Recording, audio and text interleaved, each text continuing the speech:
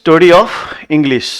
कल वो ऑब्जेक्टिव पूरा खत्म हो गया है ना, और हमको लगता है कि आप लोगों को आ भी गया, याद भी हुआ होगा, थोड़ा सा कॉन्फिडेंस हुआ, बढ़ा आगे। अब आपको क्या लगता है कि आप वहां बना देंगे? नहीं, कहती है नहीं नहीं बनाएंगे तो फिर कैसे काम चलेगा भाई? इतना अच्छा तैयारी करने के बाद नहीं अगर बनाएंगे तो कैसे काम चलेगा? खैर कोई बात नहीं। Aman good morning. Story of English का स्टार्ट कर लेते हैं, और आज आज स्टोरी ऑफ इंग्लिश का खत्म भी करने का प्लान है ना। छोटा टॉपिक है, कुल मिला के बात नहीं करिए, एकदम बात नहीं करिए। कुल मिला के अगर देखा जाए तो मार्किंग पैटर्न के ख्याल से कुल मिला के लगभग 8 से 10 नंबर का पूछा जाएगा, ठीक है। और 8 से 10 नंबर का जो क्वेश्चन रहेगा उसमें से ऑब्जेक्टिव और सब्जेक्टिव दोनों मिला के तो 5 नंबर का सब्जेक्टिव रहेगा, और लगभग 3 से 4 या 5 नंबर आप कह सकते हैं, क्योंकि वो बढ़ते घटते रहता है, वो वेरी करता है वो। तो कुल मिला के 5 से लेके 10 नंबर तक आप मान के चलिए कि आज की तैयारी होनी है ना। अगर आप लगभग 35 से 40 मिनट ध्यान देंगे तो लगभग 10 नंबर की तैयारी आपकी हो जाएगी। आप खाली इसको अभी से ध्यान से सुनना शुरू करिए। हम ऑब्जेक्टिव क्वेश्चन जो बनाए हैं तो लिमिटेड बनाए हैं, ज़्यादा मैंने देना पसंद नहीं किया, क्योंकि मेरा मानना है कि excess of everything is bad, तो ज़्यादा इसीलिए हमने दिया नहीं है। तो 29 क्वेश्चन है, अगर आपने गेस क्वेश्चंस का लिया होगा सेट तो उसमें आपको मिला होगा। ये टोटल 29 क्वेश्चंस को अभी हम डील कर देते हैं, ठीक है। उसके बाद सब्जेक्टिव क्वेश्चन के बारे में बात करेंगे और आपको फिर से बताएंगे कैसे इसको तैयार करना है। चलिए लेट स्टार्ट। आप जिन लोगों के पास स्टडी मटेरियल नहीं है वो पहले की तरह लिखना प्रारंभ कर दीजिएगा, किसका कौन सा आंसर होगा, जो मैंने पहले बता दिया है मैंने। और बात एकदम क्लास में नहीं करिएगा, जिस तरह से अभी तक आपने साथ निभाया है उसी तरह करना है, नहीं तो फिर अचानक से मुझे गुस्सा ना होना पड़े, वीडियो खराब होगा तो आपको भी खराब कर देंगे हम, जो बता देते। ये नहीं समझना कि मेरा कोचिंग नहीं है, मेरा यहाँ भी चलता है, तो इसीलिए I am joking right now. तो आप बात नहीं करना please, I heartily request you will have not to talk in the class. So what is the period of the middle English in the history of English? ठीक है, आपको बताना है कि मिडिल इंग्लिश का पीरियड कौन सा है। ये कुछ चीजें ऐसी हैं जो on the basis of facts हैं, so you will have to remember these facts, these terms आपको याद करने होंगे। There is no any shortcut here. तो 1150 to 1500, your right answer is B, 1 का होगा B. Which language is not our native language? Obviously बहुत आसान रहेगा, ज्यादातर का इंग्लिश ही होगा, चूंकि स्टोरी ऑफ इंग्लिश है। तो जिसकी कहानी होगी, राम की कहानी होगी तो राम की ना बात आएगी ना, तो इंग्लिश की कहानी है तो इंग्लिश की चर्चा होगी। तो which language is not our native language? Which language is not our native language? कौन सा हमारा नेटिव लैंग्वेज नहीं है? हमारा नेटिव लैंग्वेज यानी हमारी मातृभाषा वो नहीं है, यानी कौन सी नहीं है? इंग्लिश नहीं है। अब कहेंगे सर तमिल भी तो नहीं है। अरे हमारी नहीं है, हम भारतीयों में से किसी की तो है ना, तमिलनाडु के लोगों की है ना। तो English, your answer is English. Which periods known as the childhood period of the English language? English language का चाइल्डहुड पीरियड कौन सा होता है? ओल्ड इंग्लिश पीरियड, ठीक है। आप आंसर कर लीजिए 3 का ए। 4, which thing has enriched the vocabulary of English? Which thing has enriched the vocabulary of English? यानी इसमें आपका आंसर होगा बोरोइंग। आप पहले इसको आंसर को कर लीजिए और तब मैं आपको बताता हूं इसका मतलब क्या हुआ, कैसे आपको याद रहेगा, है ना। बोरोइंग हो गया, ये कोई नई बात नहीं है, ये तो हम आंसर बता दिया, आप लिख लिया, आप सोचेंगे याद कर लेंगे, हो सकता है भूल जाए, लेकिन आप इसके मायने को समझिए। क्वेश्चन कहता है कि व्हिच थिंग हैज इनरिच्ड, किन चीजों ने इनरिच किया, अंग्रेजी को समृद्ध बनाया, द वोकेबलरी यानी वोकेबलरी, अंग्रेजी के वोकेबलरी को, ऑफ इंग्लिश, इंग्लिश के यानी अंग्रेजी के वोकेबलरी को किन चीजों ने इनरिच किया। इनरिच किया मतलब हुआ समृद्ध करना, बढ़ाना, यानी कि डिफरेंट लैंग्वेज से, चाहे ग्रीक हो, लैटिन हो, स्पेनिश हो, है ना, स्वेडिश हो, इन सारे लैंग्वेज से, हिंदी हो, इवन हिंदी हो, तो इन सारे लैंग्वेजों से जो वर्ड्स हैं उसे बोरो किया गया। जैसे आप अभी पढ़ते होंगे मैथमेटिक्स, मैथमेटिक्स एक इंग्लिश शब्द है, लेकिन वो मैथमेटिका से लिया गया है, तो मैथमेटिका एक ग्रीक लैटिन वर्ड हो गया। अब ग्रीक लैटिन वर्ड जो हुआ तो यानी उससे बोरो, बोरो मतलब क्या हुआ, उधार लिए। यानी कि अंग्रेजी भाषा में जितनी भी शब्दावली हैं उसमें मैक्सिमम वर्ड कहीं ना कहीं से बोरो किए गए हैं। बोरो करना मतलब समझते हैं ना, उधार लिए गए हैं अलग अलग। और इसी को डायलेक्ट कहा जाता है, जो कि आपको रेगुलर क्लास में बताया भी था हमने। एक्चुअली इंग्लिश, अगर firstly we will have to know English is not a language. English एक भाषा है ही नहीं, it is a mixture of language. ये ना सभी भाषाओं का मिश्रण है, कई भाषाओं का, जिसमें ग्रीक है, लैटिन है, स्वेडिश है, अलग अलग है ना, जो देश विश्व की उस समय की भाषाएं थी उन भाषाओं से बोरो करके इसमें लिया गया है। आपको एक क्वेश्चन आगे मिलेगा भी इससे संबंधित कि कौन सी भाषा से कौन कौन से शब्दावली इंग्लिश में आई है। आया समझ में ना मेरी बात? और उन अलग अलग भाषाओं का अंग्रेजी में शब्द अंग्रेजी की भाषा में शामिल होना कहलाता है डायलेक्ट, DIALECT। तो ये सब चीज आपको याद रखना पड़ेगा। तो ये बोरोइंग अब याद रहेगा ना, बोरो करके लाया गया। Who were known as the university scholars? University scholars कौन कहे जाते थे? Elizabethan scholars. जो एलिजाबेथन स्कॉलर्स थे, एलिजाबेथ के टाइम में जो स्कॉलर थे जिसमें शेक्सपियर का नाम अग्रणी आता है, वो खास तौर पे उस एज के स्कॉलर्स कहे जाते थे। तो Elizabethan scholars, your answer is A. 6, who was the great dramatist of the Elizabeth age? अभी आपको मैंने तुरंत इसकी चर्चा की, your answer is Shakespeare. Elizabeth age का सबसे महान ड्रामेटिस्ट कौन था? Who wrote the arms and the man? Arms and the man ये सब आपको याद ही रखना पड़ेगा, George Bernard Shaw. Your answer is A. ठीक है। Which language has a bright future? Obviously English, because English is a global language, it's an international language, it is a mixture of different dialects. तो कह सकते हैं English answer. 9, which language has its own received pronunciation? Obviously English, क्योंकि कहानी ही अंग्रेजी की है तो आंसर भी इंग्लिश ही होगा। Where is English spoken all over the world? ठीक है, 10 का ए होगा। 11, what is the main language of the United Nations? United nation, UNO. तो यूएन का क्या है? इंग्लिश है। 12, which language has become a global language? Global language आप लोग नहीं लिखते हैं, नहीं लिखते हैं, कहानी सुनते हैं। स्टोरी ऑफ इंग्लिश है तो इसलिए कहानी अंग्रेजी की। सुनिए कोई बात नहीं, फिर आपको सुनाना पड़ेगा कभी ना कभी। Which language is the second language of India? 12 का इंग्लिश। जब नहीं समझ में आवे तो समझिए आंसर इंग्लिश होगा। मैं मजाक कर रहा था, ऐसा नहीं समझना कि तब अंग्रेजी ही आंसर हो जाएगा। Which language has become a global language? तो क्या होगा? English. Which language is the second language of India? English, obviously English. लेकिन फिर भी सोच लिया करो एक बार, सेकेंड लैंग्वेज इंग्लिश ही है। हमारा फर्स्ट लैंग्वेज अलग अलग है, किसी का हिंदी है, किसी का तमिल है, किसी का मलयालम है, लेकिन सेकेंड लैंग्वेज के रूप में सब जगह इंग्लिश की मान्यता है हमारे इंडिया में। चले उसके बाद कौन सा होगा?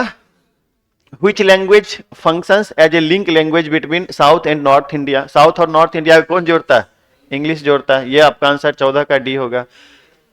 सबकी इंग्लिश है, इसमें इंग्लिश है कहाँ? ऑप्शन कहता है इंग्लिश। क्वेश्चन पढ़े नहीं कि English. A passage to India was written by? बताइए।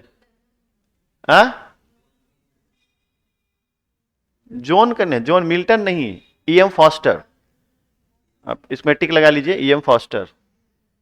ठीक है, आंसर हो जाएगा आपका E.M. फॉस्टर। 15 का सी। 16, मनोहर मालगांवकर बिलोंग टू? इसमें कोई लॉजिक नहीं है, आपको याद ही रखना पड़ेगा ये। मनोहर मालगांवकर बिलोंग टू इंडिया। 16 का वाल्ट व्हिटमैन वाज ए और एन अमेरिकन पोएट, ये कल भी हम लोग डिस्कस किया था। Piers the Ploughman is written by Langland, देखिए 2018 में पूछा हुआ भी है। तो जहां जहां पूछे हुए क्वेश्चंस हैं मैंने कहीं पर जिक्र कर दिया है थोड़ा बहुत। तो स्पेंसर, यानी कि ये साबित होता है कि इस तरह के ही क्वेश्चन पूछे जाते हैं। The God of the small things is written by dash? बताइए। Arundhati Roy. The God of the small things is written by Arundhati Roy. 19 का डी कर लीजिए। The year 1066 is taken to be the end of the dash period? नहीं, 1066 किसी का नहीं था, none दीजिए। 1066 नहीं था, 1050 थी, 1150 थे, फिर 1150 था ना, तो 1150 तो इसमें है नहीं ऑप्शन में। English language is dash than Sanskrit? Younger. English language is माने इससे छोटी है, तो younger. The Waste Land is written by, Waste Land T S. Eliot, T S. Eliot. Waste Land के लिए लगाइए A. Who wrote a passage to India, अभी एक क्वेश्चन इस टाइप का आया था, ई.एम. फॉस्टर, कुछ एक आध क्वेश्चन रिपीट हो गया है दूगो। Spelling colour is used in, colour COLOR American English में, COLOUR ब्रिटिश इंग्लिश में होता है। गीतांजलि किसने लिखी है?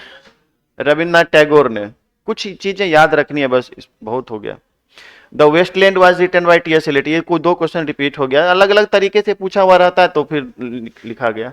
Tughlaq is written by Girish Karnad, Tughlaq, Tughlaq किसने लिखा है? गिरीश कर्नाड ने। ये सब आपको याद रखना पड़ेगा। Untouchable and coolie R.K. Narayan, है ना, इसका कोई अलग से कोई विधि नहीं है, शॉर्टकट नहीं है, आपको याद रखना ही पड़ेगा। तो your answer is A. The major linguistic change is known as the great vowel shift, आपको ये याद रखना पड़ेगा कि मतलब एक वॉवेल का जो शिफ्टिंग होता है, कहाँ आई लगेगा, कहाँ ई लगेगा, कहाँ लेटर साइलेंट रहेंगे, कहाँ पे उनका यूज किया जाएगा, ये सब चीज मैंने बना ग्रेट वॉवेल शिफ्ट में। तो ये एक मेजर लिंग्विस्टिक चेंज था, है ना। तो your answer is C, the great vowel shift. ठीक है ना, बढ़े आगे। चलिए अब हम लोग यहां से स्टार्ट करेंगे। What is English, why is English necessary, English है क्या। अब सब्जेक्टिव क्वेश्चन, यानी कि अभी तक जो हमारा तैयारी हुआ वो 3 से 5 नंबर का हो गया। हालांकि आपको इसके अलावा इन सब चीज में भी आपको कुछ मिलेगा, कुछ आप अपने, चूंकि ये तो क्रैश कोर्स है, हम 100% इसमें हम कर नहीं रहे हैं, जो फैक्ट है, यानी कि वो आपके लिए भी करना होगा। रेगुलर क्लास में इसी में से हमने 67 क्वेश्चन दिया था, याद होगा आपको, जो रेगुलर बैच पढ़े होंगे, तो उन सारे मटेरियल्स को आपको याद करना पड़ेगा। लेकिन जो क्रैश कोर्स में है एटलीस्ट इतना याद कर लीजिए, क्योंकि क्रैश कोर्स 1 महीने का 1.5 महीने का कोर्स होता है, तो ऑब्वियसली आप भी समझ सकते हैं, जब उसमें हम 100% नहीं करवा सकते हैं, आपको भी मेहनत करना पड़ेगा। मैक्सिमम हम कोशिश करते हैं कि जो सजेस्टेड क्वेश्चन है उसमें मैं आपको पढ़ा दूं। अब इसमें से देखिए, मैंने total question number of questions है 11, जो कि आप अगर इतना याद कर लेते हैं या फिर इतना समझ लेते हैं तो 110%, 100% नहीं, 110% इससे बाहर नहीं आएगा। आप गौर करना और इस बात को याद रखना उस समय, और इसी से रिलेटेड आंसर आपको लिखना है। मैं थोड़ा स्पीड में बढ़ने की कोशिश करता हूं, क्योंकि हमारे पास टाइम भी कम है, आज इसको खत्म करना हमारा टारगेट है। और कल हम लोग पढ़ेंगे सब्जेक्टिव क्वेश्चन का, सब्जेक्टिव में एक्सप्लेनेशन, शॉर्ट आंसर कैसे लिखते हैं, कल इसकी हम चर्चा करेंगे, ठीक है। और उसके बाद फिर एप्लीकेशन और लेटर राइटिंग, प्रेसिस राइटिंग, ये सब की। तो फिलहाल अभी हम लोग इस पर आ जाए। अब what is English, why is English necessary, English क्या है और इंग्लिश क्यों आवश्यक है, व्हाई क्यों आवश्यक है English. English is the verge of becoming a world language, verge का मतलब होता है किनारा, बैंक जिसको कहते हैं, एक किनारा है वो। इंग्लिश किनारा है of becoming a world language, यानी विश्व भाषा के बनने में। अब विश्व भाषा के रूप में अंग्रेजी एक किनारा के रूप में, यानी एक साइड में इंग्लिश, एक साइड में सभी भाषाएं, समझ रहे हैं ना, तो एक एक किनारा है ये। English is said to be the link language of the world, अंग्रेजी को, अब हम थोड़ा इसका मार्कर का यूज कर लें, समझाने में सुविधा होगी। लिंक लैंग्वेज है, लिंक लैंग्वेज का मतलब क्या होता है भाई, लिंक लैंग्वेज का मतलब होता है जोड़ने वाली भाषा, ऑफ द वर्ल्ड यानी विश्व को जोड़ने वाली भाषा। इट इज ए विंडो, ये एक विंडो यानी एक झरोखा है, टू द वर्ल्ड, विश्व के लिए। ऑलमोस्ट 30 ईयर्स एगो, लगभग 30 साल पहले, सब लोग ध्यान देते रहना, इससे जो डाटा निकलेगा ना वो भी आपके लिए रहेगा, ऑब्जेक्टिव में एप्लीकेबल होगा।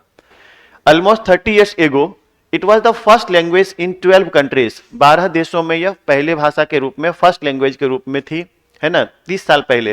वेयर 350 मिलियंस यानी 350 मिलियन लोग स्पोक इट, और उतना कितने लोग बोलते थे, यानी 30 साल पहले का डाटा है, जो आपके एनसीईआरटी वाले बुक में दिया हुआ उससे ये लिया गया है। क्या गलत क्या सही क्या अभी है उसका कोई मकसद नहीं है, जो एनसीईआरटी के बुक में दिया हुआ है कि 30 साल पहले, ये सब आपको याद रखना पड़ेगा कि 12 देशों में फर्स्ट लैंग्वेज के रूप में था, और कितने लोग 350 मिलियन लोग इसे बोलते थे as a second language, second language के रूप में। It was used in 33 countries, 33 देशों में बोली जाती थी, विथ 400 मिलियन पीपुल, है ना। 400 मिलियन लोगों के द्वारा, लोगों से, यानी लोग बोलते थे। And as a foreign language, और फॉरेन लैंग्वेज के रूप में it was studied at 56 countries. ये सब डाटा है, आपको याद ही रखना पड़ेगा कि 56 देशों में इसका प्रयोग विदेशी भाषा के रूप में स्टडीड यानी फिर अध्ययन किया जाता है। Today it is virtually on the lips of more than 60% population of the world. आज 60% लोगों से के ज्यादा लोगों के जुबान पर या होठों पर, लिप्स मतलब जुबान या होठ पर अंग्रेजी भाषा रहती है।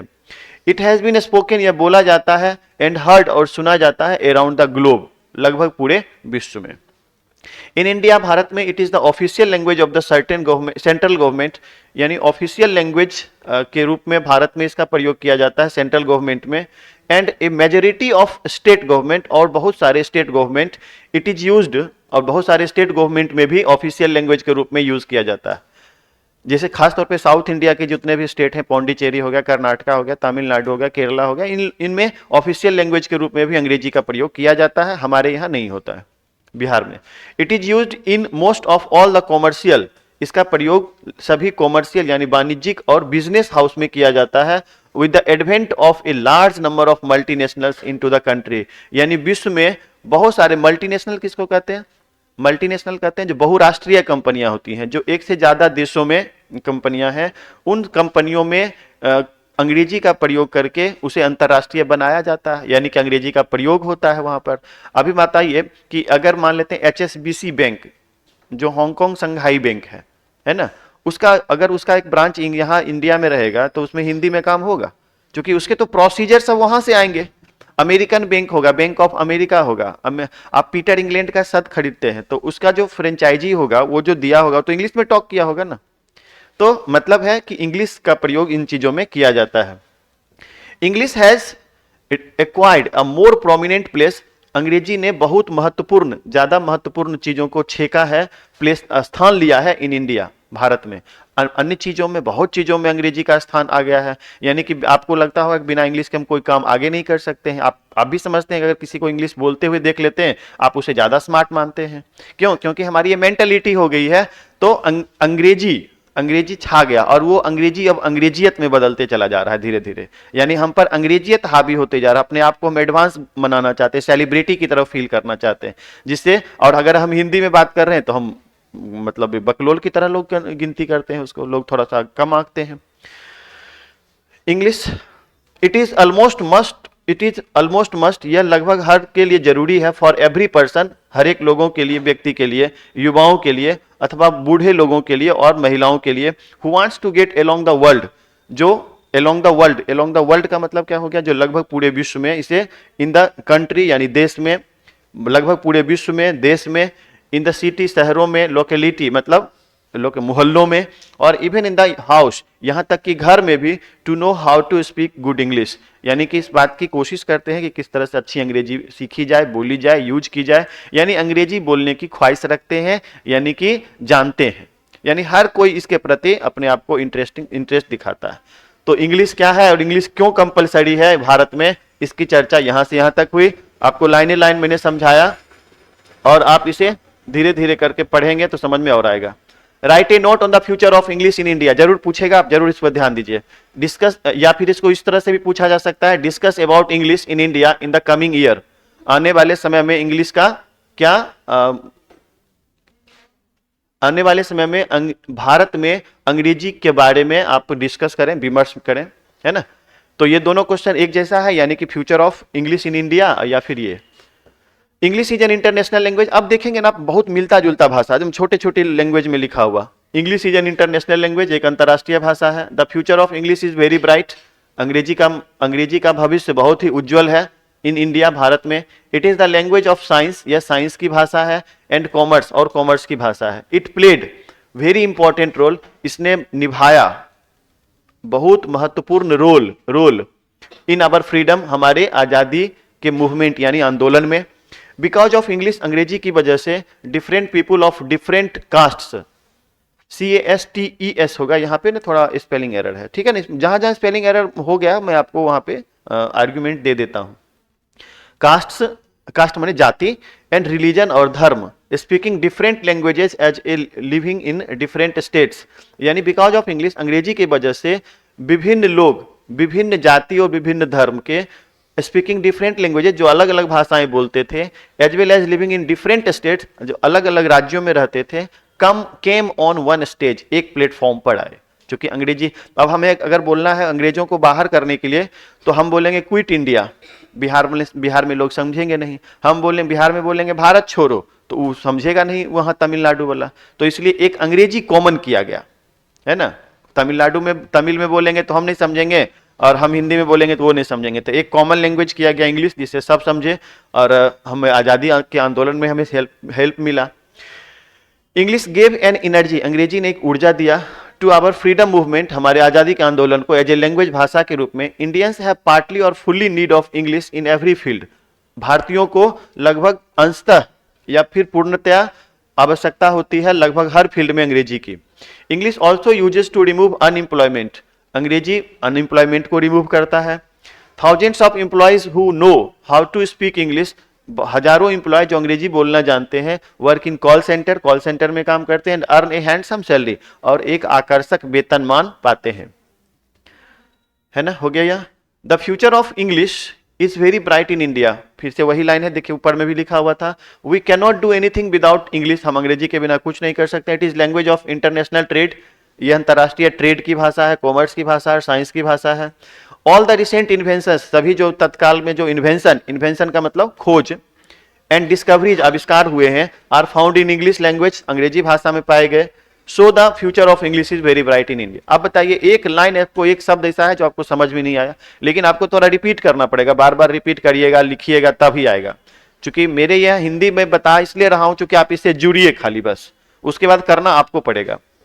How can we improve our English, हम अपनी अंग्रेजी कैसे सुधार सकते हैं। सबके लिए अलग अलग तरीका है अपनी अंग्रेजी को सुधारने का, लेकिन जो एक कॉमन जो तरीका है वो मैं इसके बारे में यहाँ पे हम लोग डिस्कस करेंगे। English is said to be the link language of the world, link language है, ये बताइए, ये भाषा हम वहां भी पहले भी यूज कर चुके थे। यानी ना कुछ चीजें ऐसी होंगी ना जो कॉमन होगी, जो आप हर क्वेश्चन के आंसर में आप लिख सकते हैं, और ये से आपको 5 नंबर दिलाएगा, ये समझ रहे ना। लास्ट डे में आपको, मैं बार बार बोलता हूं, मैं लास्ट डे में एक क्वेश्चन सेट पूरा लाऊंगा और उसमें बताऊंगा कि किस क्वेश्चन को कैसे सॉल्व करना है आपको।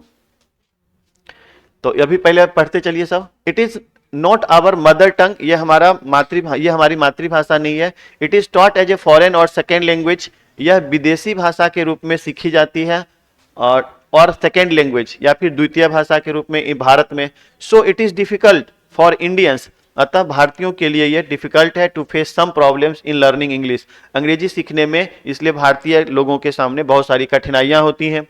बिफोर इंडियंस, भारतीयों के सामने, it is difficult to pronounce English, यानी अंग्रेजी में अंग्रेजी शब्दों को प्रोनाउंस करना, जैसे नॉलेज, नॉलेज में के साइलेंट होता है, अगर हम इसका रियल प्रोनाउंसिएशन नहीं जानते तो उसे कनॉलेज पढ़ देते, है ना। साइकोलॉजी, आप देखते होंगे बहुत सारे ऐसे लेटर होते हैं जिसमें से साइलेंट होते हैं लेटर्स, तो उसके प्रोनाउंसिएशन में दिक्कत होती है भारतीयों को। सेंटेंसेस प्रॉपरली, यानी कि सेंटेंस को भी सही रूप से रखने में दिक्कत होती है। English syntax is totally different from the syntax of our own language, हमारी अपनी जो भाषा है उससे इंग्लिश सिंटेक्स काफी डिफरेंट होता है। सो दे कमिट मिस्टेक्स, अतः वे गलतियां करते हैं, वाइल राइटिंग और स्पीकिंग इंग्लिश, जब अंग्रेजी बोलते अथवा लिखने और अथवा बोलने में। बट वी शुड क्यूरियस, लेकिन हमें क्यूरियस यानी इच्छुक होना चाहिए, टू इम्प्रूव आवर इंग्लिश, अपनी अंग्रेजी को सुधारने के लिए, and have get the right pronunciation of English words, और अंग्रेजी शब्दों के सही उच्चारण करने का प्रयास करना होगा, यानी करने चाहिए। By the help of listening English news, और ऐसा करने के लिए हमें इंग्लिश न्यूज सुनना होगा, listening, and reading English newspaper, और अंग्रेजी न्यूज़पेपर पढ़ना होगा। We can improve our English, और ऐसा करके हम अंग्रेजी अपनी सुधार सकते हैं। अगर आपके पास कोई और तरीका है इंग्लिश सुधारने के लिए तो आप इसको भी मेंशन कर सकते हैं। इसके लिए करना क्या होगा, we must have a good dictionary, हमें एक अच्छी डिक्शनरी रखनी चाहिए होगी। We should command the rules of English grammar, हमें इंग्लिश ग्रामर के रूल्स को फॉलो करना होगा, कमांड रखना होगा। So finally we can say that practice of writing and speaking English can improve our English, अंततः वी कैन से, हम कह सकते हैं कि practice of writing and speaking, यानी लिखने और बोलने के अभ्यास से अंग्रेजी को हम इंप्रूव कर सकते हैं। बिकॉज प्रैक्टिस मेक्स परफेक्ट, क्योंकि अभ्यास ही पूर्ण बनाता है। अभ्यास करत करत अभ्यास थे, सुने होंगे ना। तो इसके ऐसा करके आप अपनी अंग्रेजी सुधार सकते हैं। आपके पास भी कोई तरीका है तो उसको आप यहां मेंशन कर सकते हैं। Why has English as a world language or global language? Give at least 5 reasons, है ना। ये लिंक लैंग्वेज है, हालांकि आपको अगर सच पूछा जाए ना तो पढ़ाने का कोई फायदा भी अब आप खुद से भी कर सकते हैं, लेकिन जब तक टाइम है ना, तब तक हम इसको आपको बता देते हैं। और मुझे नहीं लगता है कि अब इसको समझने में आपको परेशानी हो रही होगी। हो रही है क्या किसी को? ये तो बस यूं ही आप बैठ के आप अपना चलो भाई अब आ गए हैं तो इसको एक वे मिला हुआ है, और आपको सबको इस मटेरियल को आपके पास है उसको जरूर याद करिएगा। Why has English as a world language और ग्लोबल लैंग्वेज? ग्लोबल लैंग्वेज या वर्ल्ड लैंग्वेज कैसे है अंग्रेजी? 5 रीजन दीजिए। तो it is A link language of the world, link language आपको पहले भी बता चुके हैं सब के बारे में। आपको ना धीरे धीरे लगेगा अरे यार एक ही क्वेश्चन तो सब जगह रिपीट हो रहा मिला जुला के, उसको बस केवल पढ़ना है। It is said that English is a one window to the world. ऐसा कहा जाता है कि इंग्लिश एक विंडो है, जो पहले कभी यूज कर चुके हैं हम लोग इस सेंटेंस को भी, विंडो टू द वर्ल्ड यानी कि विश्व के लिए। English is used in the whole world in 3 ways, 3 तरीके से यूज होता है। They are as a mother tongue, मातृभाषा के रूप में, सेकेंड लैंग्वेज द्वितीय भाषा के रूप में, एंड विदेशी भाषा फॉरेन लैंग्वेज के रूप में। These are some reasons which make English is an international language. English is a language of international trade and commerce. क्या? इंटरनेशनल ट्रेड, ट्रेड मतलब वाणिज्य, सॉरी ट्रेड मतलब व्यापार, एंड कॉमर्स का मतलब वाणिज्य के लिए अंग्रेजी की भाषा है। आपको अगर मान लेते हैं विदेशी कंपनी का आईफोन मंगाना है, तो आईफोन की कंपनी से आपके वहां से आप बात करेंगे वहां के मार्केटिंग मैनेजर से, तो हिंदी में बतियाइएगा कि 20 को आईफोन भेज दीजिएगा, समझेगा वो? नहीं समझेगा। आपको इंग्लिश में टॉक करना पड़ेगा, कन्वर्सेशन करना पड़ेगा। क्यों? क्योंकि वो विदेशी कंपनी है, वो इंग्लिश जानती है।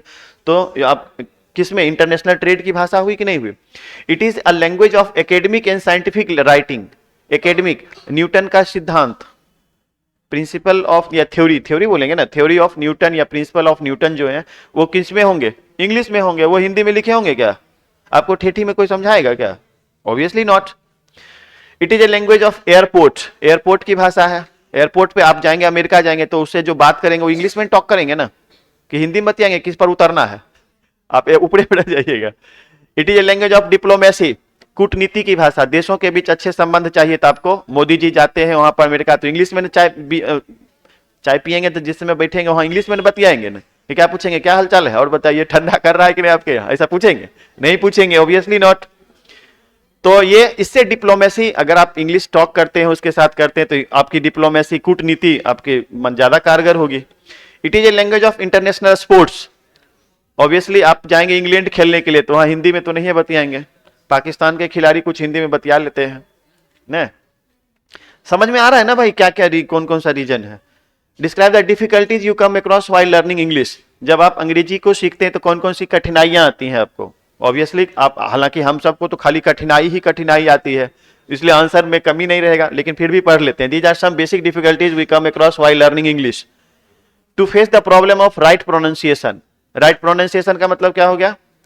सही उच्चारण करने में समस्या आती है। Vital problem of word meaning, शब्दावली इतनी है, इतना शब्द है, बिना याद रखे बिना कोई उपाय नहीं है, तो ये एक बड़ी समस्या है। To face the right placement of word, यानी कि शब्द का सही जगह पे प्लेसमेंट, कौन शब्द कहां पे वाक्य में रखेंगे, पुट करेंगे।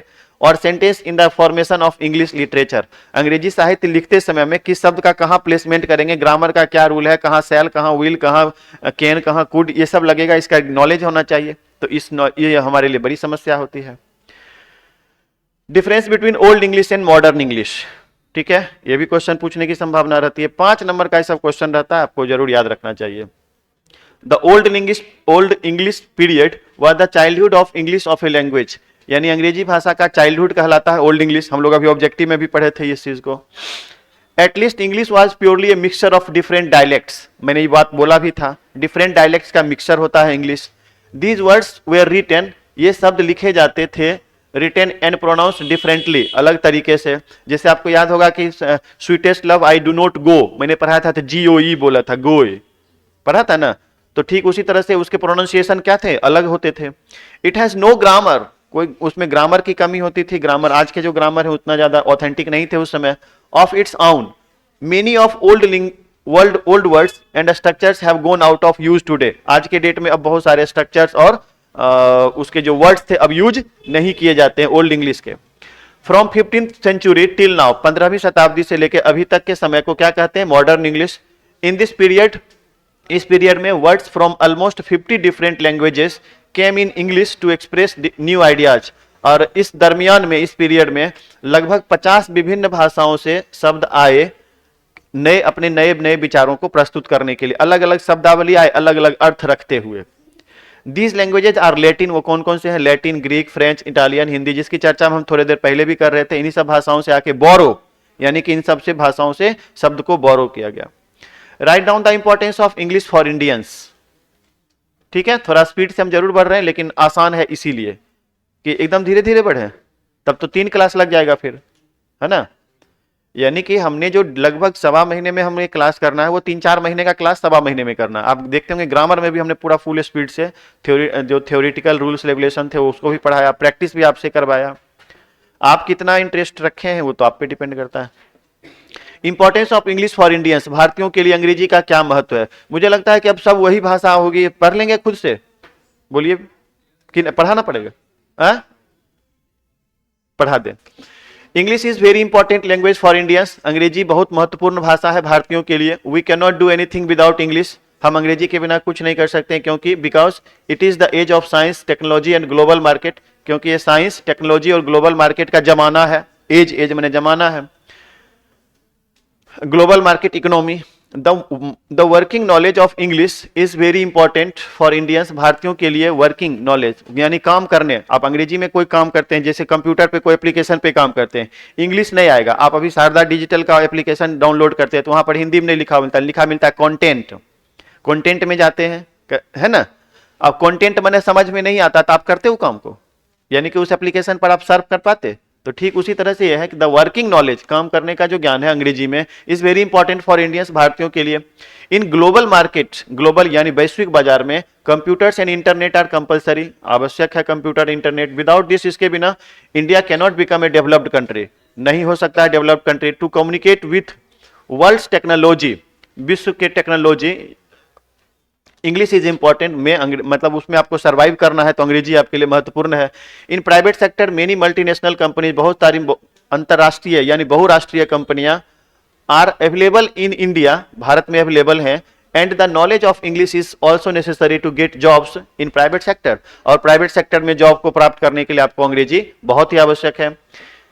As a link language English has been bringing unity among the people of India, अंग्रेजी की वजह से हमें साउथ के लोगों से और नॉर्थ के लोगों में यूनिटी में भी फायदेमंद होता है। स्पीकिंग डिफरेंट रीजनल लैंग्वेजेस, यानी कि विभिन्न क्षेत्रीय भाषाएं बोलने में। लास्टली वी कैन से, अंत में हम कह सकते हैं कि as a language English is important for Indians, भारतीयों के लिए। अब आप बताइए, जब ये पूरा पढ़े तो एक जगह भी दिक्कत आपको नहीं महसूस हुआ होगा, लेकिन एक बार हमने उसे पढ़ लिया। Who is your favourite English author और poet, name a few of their work, आपका कौन सा फेवरेट इंग्लिश ऑथर है ना। आप ऐसा नहीं कर सकते I haven't any favourite author of mine, so we cannot express about this question and I am not interested with that. ऐसा आप नहीं कर सकते, आपको इंटरेस्ट नहीं भी है तो भी, अगर आपका फेवरेट नहीं भी है तो भी आपको एक लिखना पड़ेगा, और उसमें से शेक्सपियर का नाम अग्रणी होता है। उनकी महत्वपूर्ण कीर्तियां हैं Hamlet, Othello, Macbeth, Julius Caesar, King Lear, the merchant of Venice, ये आपको याद रखना पड़ेगा, ठीक है। ड्रामेटिक एलिमेंट कौन कौन होते हैं? The important elements of drama are plot, plot समझते हैं, ड्रामा के लिए क्या क्या जरूरी है? प्लॉट होना चाहिए पहले, प्लॉट अगर नहीं होगा, जगह नहीं होगा तो ड्रामा कहां होगा? कैरेक्टर, पात्र होने चाहिए। डायलॉग कन्वर्सेशन के लिए डायलॉग होने चाहिए। स्टेज होना चाहिए, स्टेज मतलब जिस पर ड्रामा होगा। गेस्चर माने हाव भाव होना चाहिए, जैसे रात का सीन है, आप 4 को पीछे से वेपर लगा दीजिएगा तो होगा वो? Obviously not. यानी कि अगर रात का सीन है तो पूरे स्टेज को क्या करना पड़ेगा? अंधेरा करना पड़ेगा। सीनिक इफेक्ट का मतलब क्या है? सीन का प्रभाव। सपोज दैट अभी बाय द वे अगर मान लेते हैं किसी के मरने का सीन है ना, कोई मरा हुआ व्यक्ति है, आप पीछे से आपका म्यूजिक बज रहा है मेरे रस के कमर वाला, तो वो चलेगा, यानी कि मतलब वो इस तरह का होगा क्या? आपको उस तरह का धुन देना पड़ेगा। उसी तरह के म्यूजिक और मेलोडी भी होने चाहिए, यानी कि जिस तरह का सीन है उस तरह अब मान लेते हैं कि रोमांटिक सीन है, तो आप रोने वाला तो म्यूजिक नहीं बजा सकते हैं पीछे से। तो ये सब का ध्यान रखना, ये सारे एलिमेंट्स हैं और आपको इन सारे एलिमेंट्स को ध्यान रखना होता है। Name the language given below. हाँ, ये कहां से आया है? कॉफी कहां से आया है? तो टर्की से, तुर्की से। गुरु हिंदी का है। चॉकलेट फ्रेंच का वर्ड है। बालकनी थोड़ा एगो आगे पीछे हो गया ये करने के चक्कर में, ठीक है, इसका आप ध्यान रख के पढ़ लेना। बालकनी इटालियन शब्द है, अलजेब्रा अरेबिक है, वायरस लैटिन है, साड़ी हिंदी शब्द है। ये सब आपको याद करना पड़ेगा, आपकी किताब से दिया हुआ ये सब लिखा हुआ है। आपको क्वेश्चन पूछेगा कि जब from which language capsule is borrowed या इनहेरिटेड, कैप्सूल शब्द किस भाषा से लिया गया है, तो आपको ये याद रखना पड़ेगा। याद रखिएगा तभी बना पाइएगा ये। चलिए भाई, 7 मिनट बचा हुआ है और अपनी गाड़ी पहुंच गई है किनारे पे, ठीक है। चलो, what is the difference between the short story and novel? Short story and novel में क्या अंतर है, क्या डिफरेंस है? द स्टोरी इज शॉर्ट, कहानी छोटी होती है। Where as a novel is big, जबकि नॉवेल बड़ा होता है। इन स्पेस, स्पेस में कितना स्पेस? नॉवेल तो मोटा होता है, मतलब बहुत ज्यादा स्पेस लेता है, लेकिन कहानी तो छोटी होती है जो सिंगल सीटिंग में हो सकती है। The story gives A short information of a character. The story यानी कहानी देती है एक छोटी जानकारी ऑफ ए कैरेक्टर यानी पात्र की। बट ए नॉवेल प्रेजेंट्स, लेकिन एक नॉवेल प्रेजेंट प्रस्तुत करता है a detailed study of a character, एक विस्तृत जानकारी किसी भी पात्र का। A novel is divided into chapters, नॉवेल को चैप्टर्स में बांटा जाता है एंड पार्ट्स में, जबकि the story is required to have the unity of impression. और स्टोरी को एक यूनिटी ऑफ इंप्रेशन चाहिए। जैसे सपोज दैट T20 गेम होता है, उसमें तो आपको कम ही ओवर में सब कुछ करना है। और टेस्ट होता है, तो टेस्ट क्या, जैसे टेस्ट है उस तरह से इसको नॉवेल समझ लीजिए, T20 है उसको शॉर्ट स्टोरी समझ लीजिए। समझ रहे हैं ना? यानी कि एक यहां पर देखिए, the story is required, story को जरूरत होती है to have the unity of impression, यानी यूनिटी ऑफ इंप्रेशन का मतलब है कि कम जगह में कम समय में आपको एक इंप्रेशन छोड़ना होता है। क्योंकि आपके पास समय कम है, आपके पास स्पेस कम है, लेकिन उसमें क्या है, अब मान लेते हैं कोई सीरियल देता है, टीवी में कोई सीरियल देता है, उसमें अगर आप एकाध एपिसोड नहीं भी देखते हैं तो भी अगले एपिसोड में उस पात्र को एनालाइज कर सकते हैं कि वो कैसा है, ठीक है, लेकिन ऐसा स्टोरी में नहीं होता। It has a few events, इसके पास कम घटनाएं होती हैं, एंड फ्यू कैरेक्टर्स यानी शॉर्ट स्टोरी में। But A novel has many events, novel में बहुत सारी घटनाओं का जिक्र होता है, एंड मेनी कैरेक्टर्स और बहुत सारे पात्र होते हैं। A story must be read in a single sitting, single sitting में किया जा सकता है। Its length is limited, limited मतलब क्या, स्टोरी का लेंथ क्या होता है, लिमिटेड होता है, सीमित होता है, और ज्यादा उसको बड़ा नहीं कर सकते हैं। A novel has no such restrictions, जबकि नॉवेल में ऐसा कोई रिस्ट्रिक्शंस नहीं होता, ठीक है। और इसके बाद आपको कुछ दिए गए होंगे आपको उसमें राइटर के नाम, पोएट के नाम, उसके नॉवेलिस्ट के नाम। मुझे लगा कि आप लोग याद तो करोगे नहीं उसको, और अगर पूछेगा भी तो फिर संभव नहीं है उतना अब भी याद करना, तो इसलिए जो इंपॉर्टेंट थे मैंने ऑब्जेक्टिव में दे दिए हैं, आप उसको जरूर याद कर लीजिएगा। इतना कर अगर लेंगे जो अभी 40 मिनट तक आपने किया, बहुत आसान है, इसको थोड़ा सा रिवाइज करिएगा तो 10 नंबर का आपको फायदा मिलेगा। मैंने शुरू में आपको बताया था कि आप जब शुरुआत जब किए थे तो मैंने बोला था कि अभी 2-2 नंबर का हम लोग पढ़ेंगे, 1-2 नंबर के लिए 4 दिन समय देंगे, लेकिन जब लास्ट मोमेंट आएगा तो एक दिन में 10-10 नंबर का होगा, और वो समय अभी था, ठीक है। किसी को कुछ पूछना है, कहना है? हाँ बोलिए। एक्चुअली कहना या पूछना क्या रहेगा, जब मैं पूछ रहा हूं तो सब आपस में बात कर रहे होते हैं, ठीक है। अब आप मुश्किल से हमको लगता है 3-4 दिन बचा हुआ है, उसके बाद परमानेंट बात करते रहिएगा। अच्छा नहीं लगता है कि रोज रोज दिन डांटना, लेकिन इधर बोल रहे हैं उधर डांट, उधर देखो ना अभी भी बात कर रही है, ठीक है। मैं बंद करूं इसको, मैं मिलूं अब कल, और कल हम लोग पढ़ेंगे शॉर्ट आंसर और एक्सप्लेनेशन। एक ही दिन में हम सब कुछ समझा देंगे, उसमें कैसे बनाना है उसमें खुद से आपको करना पड़ेगा, सब कुछ हम ही नहीं करेंगे। मेरा लगभग काम किया हुआ हो गया। हिंदी में मैं स्टडी मटेरियल दे दूंगा और थोड़ा बहुत समझा दूंगा, हिंदी खुद से पढ़ना, हम हिंदी यहाँ पर पढ़ेंगे नहीं, ठीक है ना। मैं जैसा कहूंगा आपको वैसा करना पड़ेगा, मैं मटेरियल बना के आपको सॉर्ट आउट करके दे दूंगा। Thank you. 1 मिनट।